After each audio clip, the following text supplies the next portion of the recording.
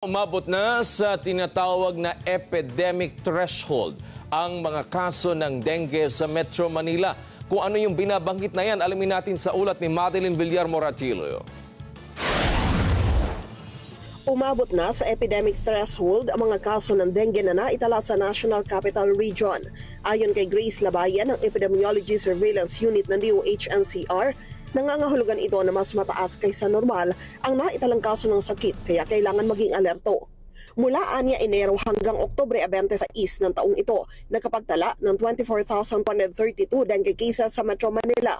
Mas mataas ito ng 34.47% kumpara sa naitala noong 2023. May 66 naman ang nasawi dahil sa dengue. Pinakamataas na kaso ay naitala sa Quezon City, habang ang Pateros naman ang may pinakamataas na attack rate. Ang attack rate ay ang porsyento ng mga tao sa isang tukoy na lugar na tinamaan ng sakit.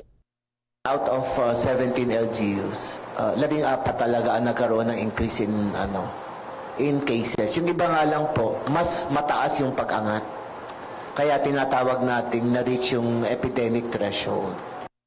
Pinakamarami sa tinamaan ng dengue ay mga batang nasa edad 5 hanggang 9 na taong gulang.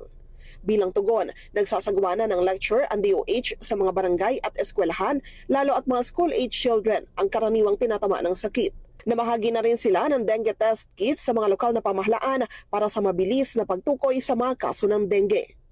Madeline Villar Moratillo para sa Mata ng Agila.